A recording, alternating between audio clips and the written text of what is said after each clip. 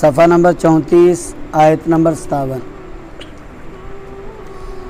अऊज़ु बिल्लाहि मिनश शैतानिर रजीम। बिस्मिल्लाहिर रहमानिर रहीम।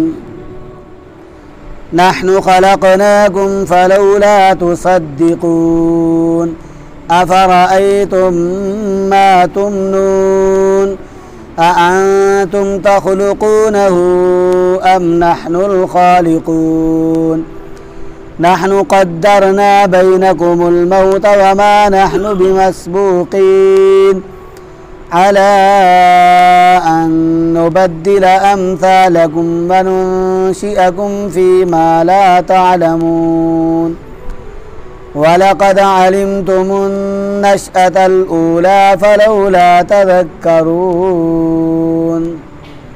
सदक़ल्लाहुल अज़ीम।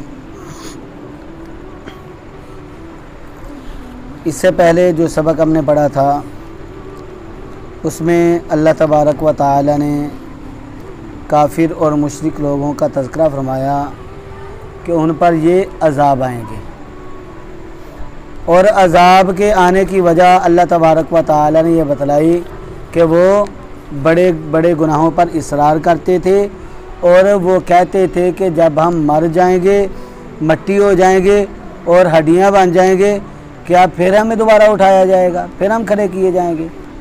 यानी मौत के बाद दोबारा उठने का वो इनकार करते थे और इस बात को सुनकर वो ताज्जुब में मुब्तला होते और कहते आइज़ा मितना व कुन्ना तुराबा व इज़ामन अइन्ना लमबऊसून, क्या जब हम मर जाएंगे और हम खाक हो जाएंगे और हम हड्डियां बन जाएंगे और हड्डियां भी ऐसी जो कि हाथ के साथ पकड़े तो रेज़ा रेज़ा हो जाएं, व इज़ामन अइन्ना लमबऊसून, इसके बाद हम खड़ा किए जाएंगे, फिर हमें ज़िंदा किया जाएगा। इस बात को वो अजीब भी समझते थे और दोबारा उठने को वो कहते थे कि ये तो बड़ी मुश्किल बात है, ये कैसे हो सकता है। तो आज जो सबक हम पढ़ रहे हैं, इस सबक में अल्लाह तबारक व तआला ने यही बात उनको एक ख़ास अंदाज से समझाई है। अल्लाह ने इरशाद फरमाया नहनु, हम खलक़नाकुम, हमने तुमको पैदा किया है, फलौला, बस क्यों नहीं, तुसद्दिक़ून, तुम तस्दीक करते। अल्लाह ताला इरशाद फरमाते हैं कि हमने तुमको पैदा किया है तो फिर तुम क्यों इस बात की तस्दीक नहीं करते, तुम इस बात को क्यों नहीं मानते हो, तुम मौत के बाद दोबारा उठने को क्यों नहीं मानते हो। हालांकि मुशरिकीन मक्का अल्लाह तबारक व तआला को खालिक मानते थे कि अल्लाह ताला खालिक है, हमारा भी, आसमानों का भी, ज़मीनों का भी, सूरज चाँद सितारों पहाड़ों दरियाओं का वो खालिक मानते थे, मालिक मानते थे। अल्लाह तबारक व तआला की ज़ात को वो मुतसर्रिफ मानते थे कि अल्लाह तबारक व तआला ही मुख्तारे कुल हैं। लेकिन जब ये बात यहाँ पर पहुँचती तो कहते कि कौन हमें पैदा करेगा दोबारा, ये कैसे हो सकता है। तो वो ज़ात जिसने पहली मरतबा पैदा किया है उसके लिए क्या मुश्किल है कि वो दोबारा इंसान को पैदा कर दे, उसके लिए कुछ भी मुश्किल नहीं है, वो तो कादिर है। तो अल्लाह तबारक व तआला ने इरशाद फरमाया अफ़रअय्तुम, बतलाओ तुम, मा तुमनून, जो मनी तुम टपकाते हो,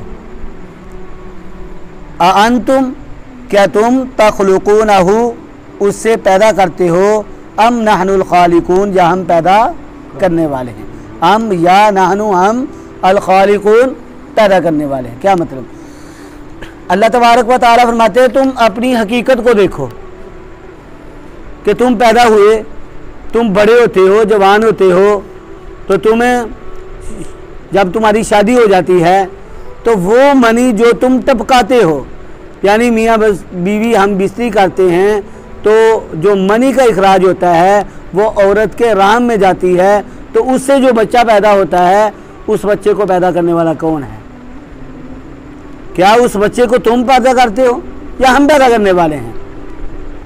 अब देखिए वो पानी का कतरा है, एक ही कतरा है और वो कतरा भी ऐसा है कि नापाक, जिस्म से निकलते ही आदमी का जिस्म भी क्या हो जाता है, नापाक हो जाता है। पलीद कतरा निकलता है और जब तक आदमी गुस्ल नहीं कर लेता उस वक़्त तक पाक और साफ नहीं होता है। अल्लाह तबारक व तआला इरशाद फरमाते हैं कि इस कतरे से जो कि नापाक है, इसे हमने पैदा किया, बच्चे को पैदा किया, तुम इस बच्चे को पैदा करते हो, तुम बतलाओ कि हमने इसको पैदा किया या तुमने पैदा किया। अगर तुम खुद पैदा कर सकते तो फिर ऐसा होता कि सारे के सारे बच्चे सही सलामत पैदा होते। ऐसा भी होता है, बच्चे ख़त्म हो जाते हैं, माँ बाप को पता नहीं होता कि पेट में बच्चा ख़त्म हो चुका है। तो ये अल्लाह तबारक व तआला की ज़ात ही है जो बच्चे को पैदा करती है। अल्लाह तबारक व तआला ने इरशाद फरमाया, नहनु हम, कद्दरना हमने मुकद्दर किया है, बैनकुम तुम्हारे दरमियान, अल मौता मौत को। क्या मतलब?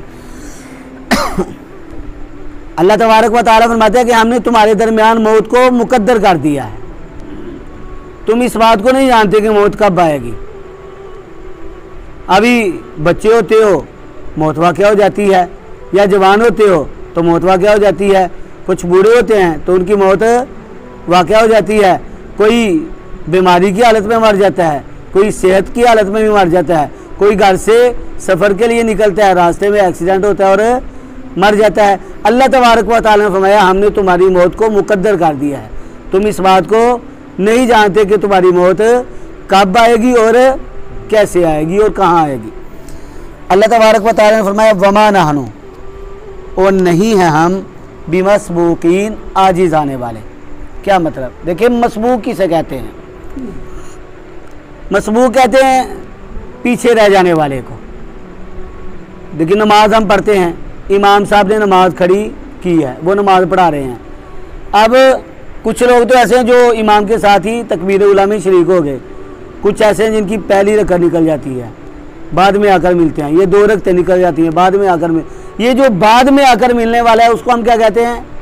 मसबूक। जो नमाज में बाद में आकर मिलता है, जिसकी 1 रकअत रह गई है, 2 रकअतें रह गई हैं, उसको हम मसबूक कहते हैं। ये मसबूक जो है वो पीछे रह जाता है और आगे कौन निकल जाते हैं? जो इमाम के साथ नमाज शुरू करते हैं। अल्लाह तबारक व तआला फरमाते हैं कि तुम ये ना समझना कि हम क्या हैं? मसबूक हैं। हम मसबूक नहीं हैं, हम आजिज़ आने वाले नहीं हैं। तुम अल्लाह ताला की ज़ात से आगे नहीं निकल सकते हो, अल्लाह की ज़ात से कोई आगे नहीं जा सकता। अल्लाह फरमाते हैं वमा नहनु बिमसबूकीन, और हम आजिज़ आने वाले नहीं हैं, हम पीछे रह जाने वाले नहीं हैं। जो हमारे अहकामात पर अमल नहीं करेगा वो हमसे आगे नहीं जाएगा, और जो हदूद से तजावुज़ कर जाएगा अल्लाह तबारक व तआला ने फरमाया कि हम उसके साथ कैसा सलूक करेंगे, उसको बयान किया। अल्लाह फरमाते हैं अला अन नुबद्दिला, अला अन इस बात पर ये कि नुबद्दिला हम तब्दील कर देंगे अमसालकुम तुम्हारे जैसे। किन जैसे? अल्लाह ताला फरमाते हैं जो हदूद से तजावुज़ कर जाते हैं, आगे बढ़ जाते हैं। इस बात की वजह से जिन्होंने अल्लाह के अहकामात की नाफरमानी की और अल्लाह की हदूद से आगे गुजर गए, अल्लाह ताला फरमाते हैं उनके ऐसा करने की वजह से हम तुम्हारे जैसों को बदल देते हैं, तब्दील कर देते हैं, तुम्हारे चेहरों को मसा कर देते हैं, तुम्हारे चेहरों को तब्दील कर देते हैं। कैसे? खिंजीर की शक्ल में या बंदरों की शक्ल में। और ऐसा हुआ, बनी इसराइल की एक कौम ऐसी भी थी कि जिन्होंने अल्लाह तबारक व तआला के हुक्म की मुखालफत की। अल्लाह तबारक व तआला ने उनको खिंजीर की शक्ल में और बंदरों की शक्ल में बदल दिया। कुरान पाक में आता है वजअल मिनहुमुल क़िरदता वल खनाज़ीर, और उनमें से बाद जो है उनको क्या बना दिया गया? क़िरदता, बंदर बना दिया गया, और बाद को खिंजीर बना दिया गया। और तफासीर में क्या आता है? जो नौजवान थे वो बंदर बन गए और जो बूढ़े थे उनको खिंजीर बना दिया। कुछ दिन वो जिंदा रहे, उसके बाद उनको मार दिया गया। तो अल्लाह तबारक व तआला फरमाते हैं कि ऐसा करने की वजह से, अल्लाह की हदूद को तजावुज़ करने की वजह से क्या हो सकता है? उनके चेहरे मसख हो सकते हैं, उनकी शक्लें जो हैं वो तब्दील हो सकती हैं। और इस उम्मत के अंदर भी ऐसा होगा। बुखारी शरीफ के अंदर और मुस्नद अहमद के अंदर रिवायत है कि हुज़ूर नबी अकरम सल्लल्लाहु अलैहि वसल्लम से ये अर्ज़ की गई कि अल्लाह के महबूब ये लोगों के साथ ऐसा होगा, क्या वो नमाज नहीं पढ़ते होंगे, क्या वो रोज़े नहीं रखते होंगे, क्या वो हज नहीं करते होंगे?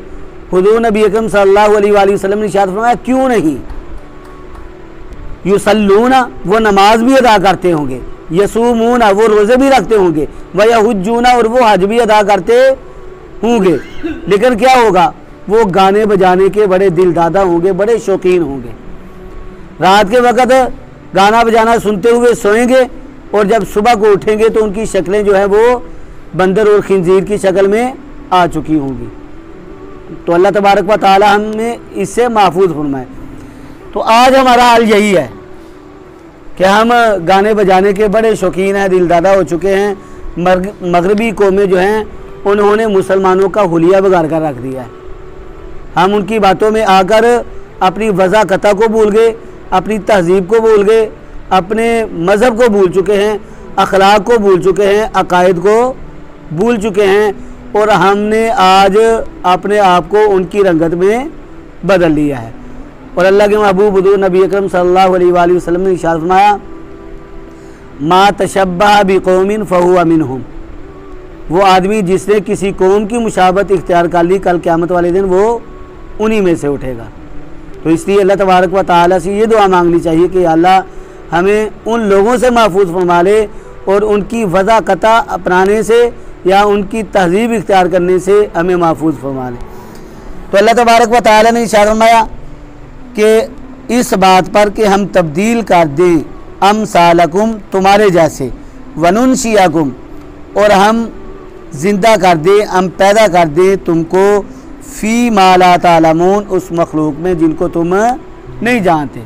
और वो कौन सी है, यानी बंदरों की शक्ल में या खिंजीर की शक्ल में तुम्हें दोबारा पैदा कर दें। और इसकी ये तफसीर भी करते हैं कि तुम्हें तो इस दुनिया से उठा लें और तुम्हारी जगह किसी दूसरी कौम को दे दें।